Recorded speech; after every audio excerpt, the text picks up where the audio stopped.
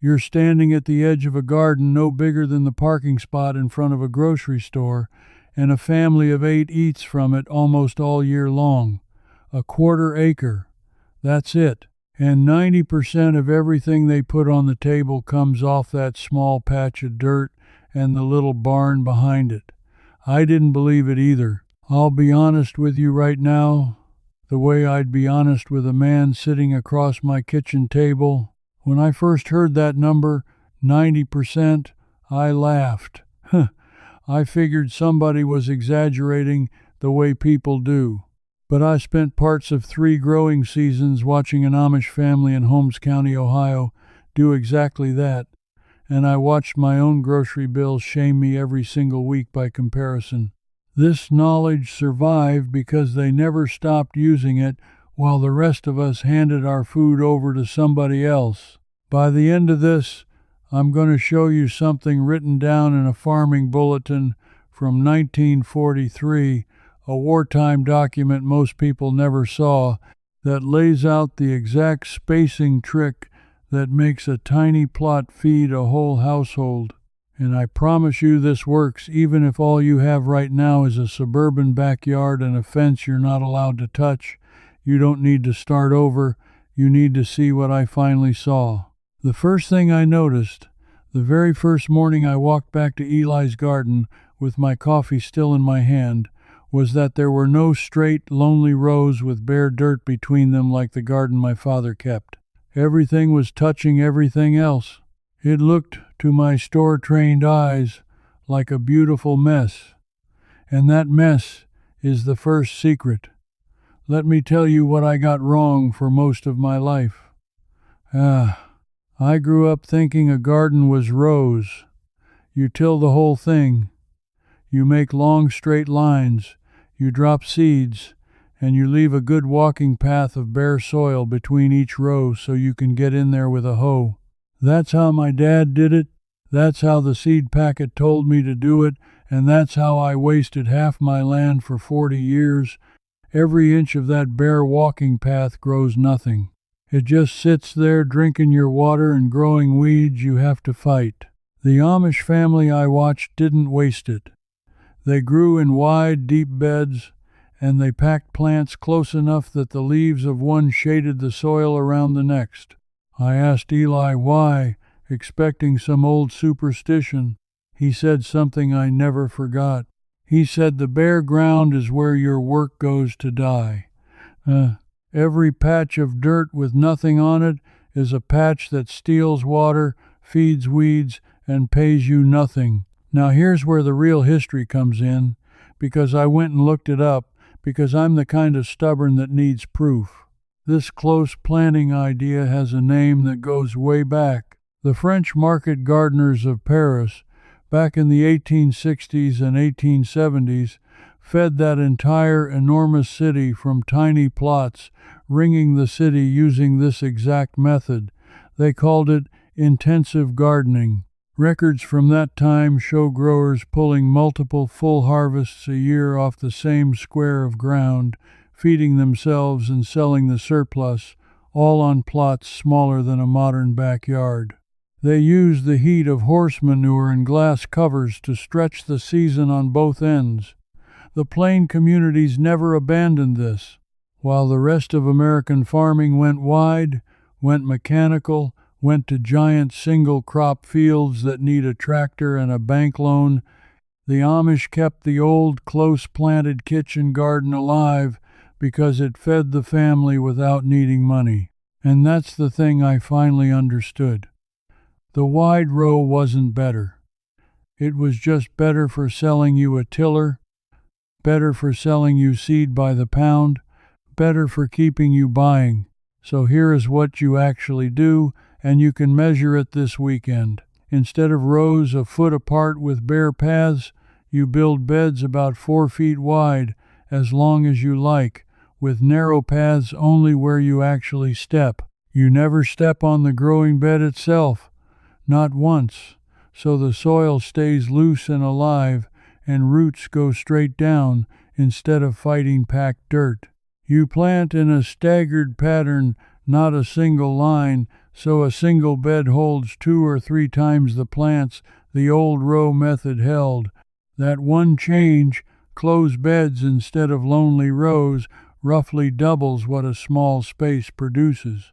I've seen it with my own eyes, and I've since done it in my own yard. But close planting alone doesn't get you to 90%. Not even close.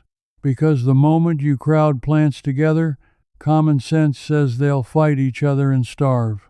That's exactly what I thought would happen, and that leads straight to the second thing they do, the thing that turns crowding into cooperation. They plant partners. I remember standing over a bed that made no sense to me. There were tall corn stalks, and climbing beans winding right up those stalks, and big squash leaves sprawled across the ground underneath, all in the same bed, all tangled together. To me, that looked like 3 crops choking each other to death. To Eli, it was a team that had worked together for hundreds of years. This is old. This is older than the Amish, older than this country. The 3 sisters, corn and beans and squash, grown together, goes back to native agriculture across this continent long before Europeans arrived, and the plain farmers adopted the wisdom of it because it plainly worked. The corn gives the beans a pole to climb. The beans pull nitrogen out of the air and feed it into the soil, fertilizing the corn and squash for free. The squash leaves spread out low and shade the ground so weeds can't get started and the water doesn't dry up. 3 plants doing 3 jobs in the space most people give to 1. And it isn't just those 3. I watch them tuck onions and garlic in around the base of other plants because the smell keeps certain bugs off. I watch them run tall, sun-loving plants on the north side of a bed so they wouldn't shade the shorter ones. I watch carrots planted right next to tomatoes, the carrots loosening the deep soil while the tomatoes reached up high.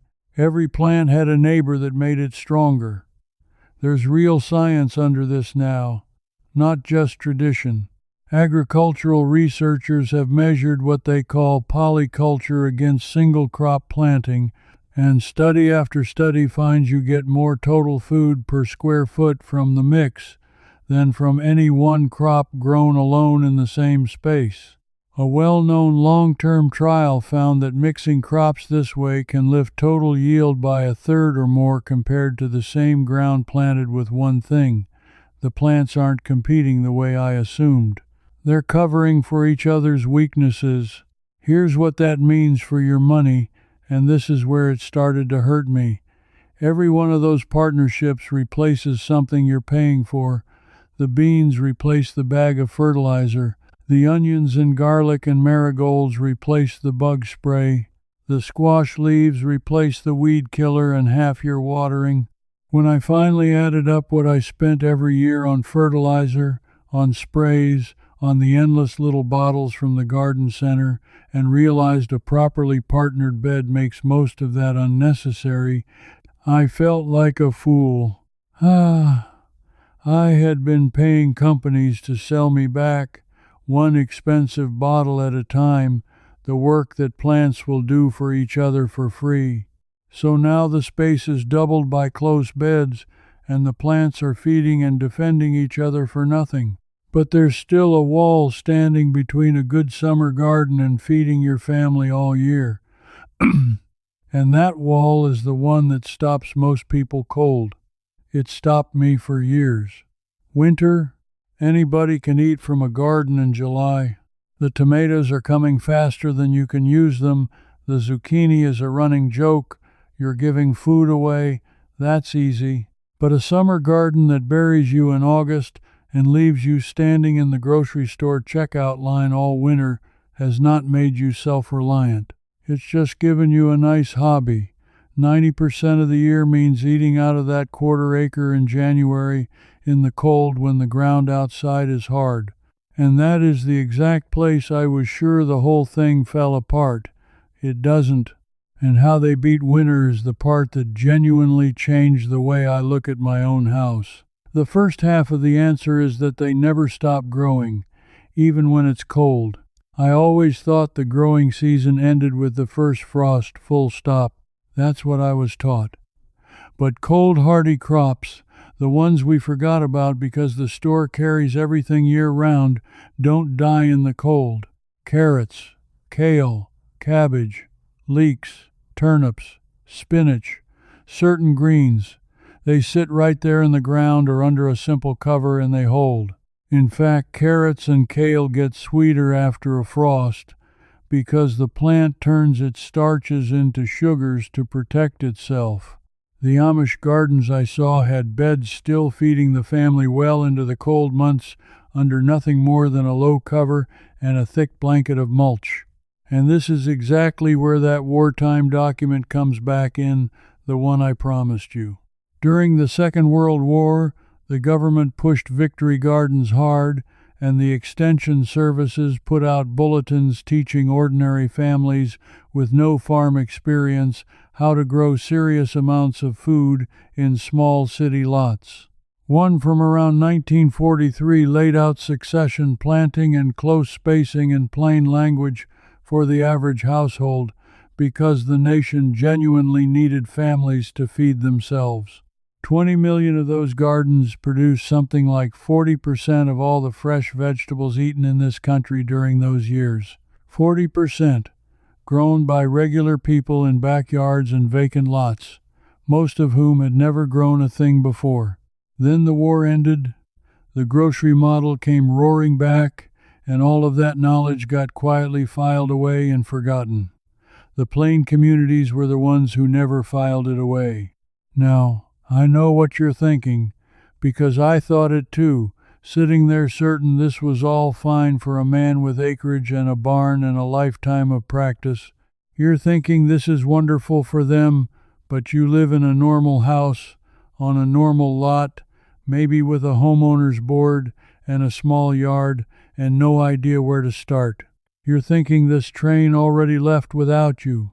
Stay with me, because this next part is for you specifically. This is the part I wish somebody had handed me 20 years earlier. You do not need a quarter acre to start pulling this off, and you do not need permission, and you do not need to spend a dime this week. Here is something you can do in the next 7 days with what you already own. Take stock of the ground you're already looking at every day. That strip along the south side of your house that gets sun and grows nothing. The bed by the front walk with the sad little decorative shrubs in it. The spot along the fence. Right now those are growing nothing you can eat, and I bet they add up to more square footage than you think. I measured mine one afternoon out of pure curiosity and found almost 200 square feet of sunny ground I was mowing, watering, and feeding for absolutely no return. You start there, this week, with one bed, done the close way. You loosen it deep, you don't walk on it, and you plant it thick and partnered instead of in lonely rows. If it's the cold end of the year where you are, you put in the hardy ones, the greens and the roots that laugh at a frost. You do not rent a tiller. You do not buy raised bed kits. You do not wait for spring, and you do not wait until you have some perfect piece of land, because that day never comes and they're counting on you to keep waiting for it. And here's the trick that makes even a tiny space feed you far longer than you'd guess. It's called succession planting, and it's the quiet heart of that wartime bulletin. Instead of planting your whole lettuce patch at once, so it all comes ready in the same week and then it's gone, you plant a small handful of seeds, then another small handful 2 weeks later, then another 2 weeks after that. Now instead of a mountain of lettuce for 1 week and nothing the rest of the season, you get a steady harvest rolling in week after week after week off the same small bed. The moment one crop comes out, something else goes right into that spot the same day. The ground is never empty. The old market gardeners of Paris got 3 and 4 crops a year out of a single square that way, and you can do it in a single backyard bed. That one habit, always replanting the gap immediately, is worth more than doubling the size of your garden. If what Eli said just stopped you in your tracks the way it stopped me, that instinct you're feeling that there's a whole layer of this knowledge you've never been shown is exactly what I tried to capture in my book, The Amish Blueprint. It walks through the full system, the close beds, the plant partnerships, the storing and preserving, all of it laid out the way I wish someone had laid it out for me before I wasted 40 years doing it wrong. You can find it linked in the description below if you want to go deeper than one video can take you. Now, back to what Eli taught me that morning, because the bare ground problem is only the beginning. So the space problem is solved and the calendar problem is solved, but solving the growing is only half of getting to 90%, and honestly, it's the easier half. Because here is the thing that finally humbled me completely, the thing I had never once thought about in all my years of buying food. What do you do with the flood? Because a real garden doesn't hand you a tidy amount each day like a store shelf. It hands you nothing, then suddenly 40 pounds of tomatoes in a single week and a bushel of beans right behind them. If you can't hold that flood, you lose it. It rots on the counter, and I watched myself do exactly that the first year I tried, watched good food I'd grown turn to mush because I had no idea how to keep it. The store had trained the keeping right out of me. That's a skill nobody sells you, because a family that can store its own harvest is a family that stops shopping. The Amish never lost that skill, and it is the true engine under the 90%. The center of it is the root cellar, and I don't mean anything fancy. The house I grew up in, the shadow of, had a room dug into the hillside behind it, walls of stone and earth, a heavy door, and nothing else. No electricity, no machine, and that room held potatoes, carrots, beets, turnips, cabbages, apples, and winter squash, from harvest all the way through to spring, without a single watt of power. The earth itself, a few feet down, stays cool and steady and just barely damp all winter long, right around the temperature your refrigerator tries so hard to hit with a motor that never stops running and a bill you pay every month. This is old and it is documented. Farm households in this country kept root cellars as standard practice straight through the 1800s and into the early 1900s. Old agricultural handbooks from that era give exact instructions how deep to dig, how to stack the produce so air moves through, which crops keep longest, how to pack root vegetables in damp sand so they stay firm for months. A properly kept cellar could hold a family's potatoes and roots for 6 months or more. Then refrigeration came, then the year-round grocery came, and within a generation or two, most people forgot the room under the hill ever existed. You don't need to dig into a hillside to use the principle, and this is the next thing you can do without spending real money. Cool, dark, and a little humid. That's the whole formula. An unheated basement corner, a crawl space, an attached garage that stays cold but doesn't freeze hard, a styrofoam cooler sunk into the ground in a shady spot with a lid over it. People store cabbages and apples and squash in all of these. I've kept carrots crisp for months in a bucket of damp sand in an unheated corner, carrots I'd otherwise have watched go limp in a week in the produce drawer. The knowledge cost nothing. Only the forgetting was expensive. But even the cellar has its limits, because some things won't keep as a raw root no matter how cool you keep them. Tomatoes, beans, corn, fruit, the summer flood of soft things. And this is where I watched Amish kitchens turn into something closer to a small workshop, and where I understood how a family truly locks in a whole year of eating. They can. They ferment. They dry. They render and store fat. They make what the summer gives them last until the summer comes again. Canning is the big one, and again the history is right there for anybody who looks. The method of sealing food in glass jars and heating them to preserve them goes back to the very early 1800s to a Frenchman named Nicolas Appert, who worked out that sealed, heated food simply would not spoil, and he did it decades before anyone understood why it worked. The mason jar, the very jar sitting in kitchens all over this country, was patented by John Landis Mason in 1858. That's over 160 years this simple tool has existed, and the Plain communities have used it every single one of those years, while most households let it slide into a dusty box in the attic. A shelf of home canned tomatoes, green beans, applesauce, pickles, and meat is a grocery store that never closes and never charges you twice. Fermenting is even older and even simpler, and it barely takes any work at all. Cabbage, salt, and thyme make sauerkraut that keeps for months and is better for your gut than anything on a pharmacy shelf. There's no cooking, no canning, no special equipment. You shred the cabbage, you salt it, you press it down under its own juice, and you wait. People have preserved food this way for thousands of years across every corner of the world. I resisted it for the longest time because it sounded strange to me, and now there's a crock of it going in my own kitchen most of the year. Drying is the third leg. Herbs, apple slices, beans left on the vine to go hard, hot peppers strung up on a thread. Take the water out of food and it simply won't rot, and you don't need a machine for it, just warm air and patience, the way it's been done for all of human history. Now stand back and look at the whole thing the way I finally learned to, because this is where the 90% stops being a slogan and turns into simple arithmetic you can see. Close beds double the space.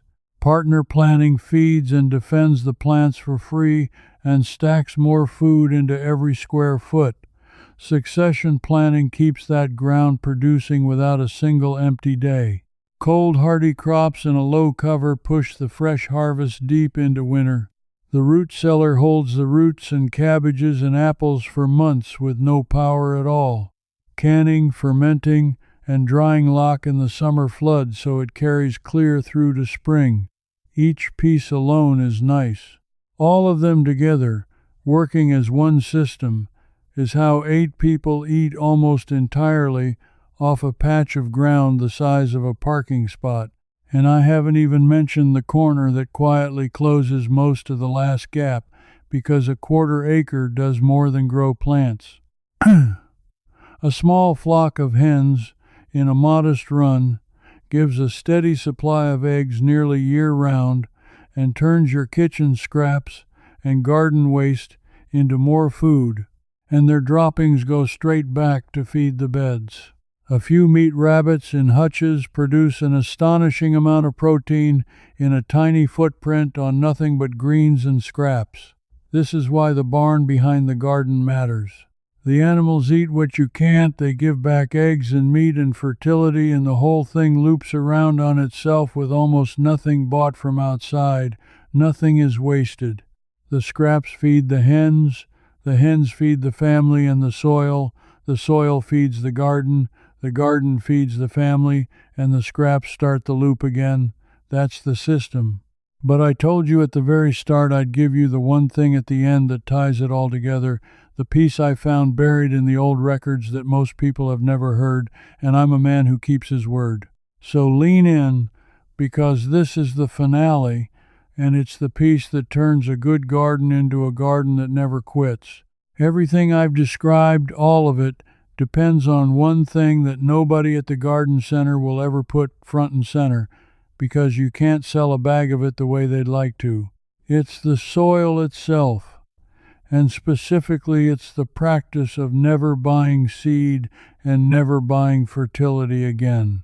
The old Plain families I learned from ran what amounts to a closed loop, and the two halves of it are saving your own seed and building your own soil forever, so the whole thing costs almost nothing to run year after year after year. Here's the seed half, the part that genuinely stunned me when it clicked. The vegetables in most stores and most seed racks are hybrids, and hybrids are a one-way street on purpose. Save their seed, and the next generation comes out weak and wrong and won't grow true, so you're forced to come back and buy again every single spring. That's not an accident of nature. That's a design. But open-pollinated and heirloom varieties, the old kinds the plain communities have quietly passed hand to hand for generations, breed true. You let a few of your best plants go to seed, you save those seeds in a dry jar, and next year you plant them for free. And it gets better every year, because the plants that thrive in your exact dirt and your exact weather are the ones setting the seed. So year after year, your own saved seed gets better suited to your own ground than anything you could ever buy. Some of the heirloom lines these families keep have been handed down for well over 100 years, a living thread reaching straight back to their great-grandparents' gardens, never once bought from a company, and the soil half runs on the same closed loop. You never buy fertility, you make it endlessly out of what everyone else throws away. Every scrap, every leaf, every bit of animal bedding, every spent plant goes into compost and comes back out as the richest dirt you've ever put your hands in. The beans pull fertility out of the very air for free. The animals turn waste into fertilizer. Nothing leaves, nothing is bought, and the soil gets richer every single year instead of poorer. I found this laid out plainly in those old farm bulletins right alongside the root cellar instructions, this idea of the farm that feeds itself and renews itself, and I realized with a kind of quiet anger that we didn't lose this knowledge by accident. We lost it because a family running a closed loop, saving its own seed and building its own soil and storing its own harvest, is a family that has almost nothing left to buy. And that, to a whole lot of companies, is a problem to be solved. The plain people were never the problem. They were the ones holding the answer the whole time. So that's the secret at the bottom of the whole thing. It was never really about the size of the land. A quarter acre is plenty. It was about closing the loop, so the food, the seed, the fertility, and the storage all feed back into each other, and the grocery store becomes something you visit for salt and not much else. That's how you get to 90%. That's how they've done it all along, out in plain sight, while the rest of us drove past on the way to the store. I want you to hear what really happened here, underneath all the how-to. Somebody figured out a long time ago that a family that can feed itself is a family that can't be sold much of anything. And so, one convenient product at a time, we were gently talked out of every single skill in this video until we forgot we ever had them, until growing your own food looked like a quaint hobby instead of the ordinary competence it was for nearly everyone who came before us. You didn't lose this because you're not capable. You lost it because somebody profited from you for getting it. Getting it back is one of the most quietly powerful things a person can still do. If you're the kind of person who feels in your gut that a lot of what we call progress was really just handing the keys to somebody else and paying them rent for your own life, then this was never really about vegetables for you. It was about taking something back. So let me ask you one straight question, and I really do want you to answer it. Look out at whatever ground you have, the yard, the strip by the house, the spot along the fence, and tell me the one bed you're going to start this week, and whether you're going the cold hardy route or waiting for spring. Put it down in the comments right now, because saying it out loud is how it actually gets done. And tell me where in the world you're watching from while you're there. I read them, and there are more of us out here than you'd think. And if you want to keep pulling these forgotten skills back out of the dark where they were quietly buried, come along with me, because this is a whole movement of people quietly relearning what our great-grandparents simply knew. Next time I'm going to show you the old Amish way of keeping food cold in high summer with no electricity at all, the trick with running water and stone that kept milk and butter fresh through the hottest weeks of the year, long before anyone owned a refrigerator. I found how they did it, and once you see it, you'll never look at your electric bill the same way again. This video showed you the idea, but if you want to walk it out with me, inside the Plain Living Circle, I lay out the full plan, crop by crop, picking up right where we stopped. And if something puzzles you, ask me straight and I answer you myself. No machine. You won't be doing it alone. Just point your phone camera at the code on the screen, and you can cancel any time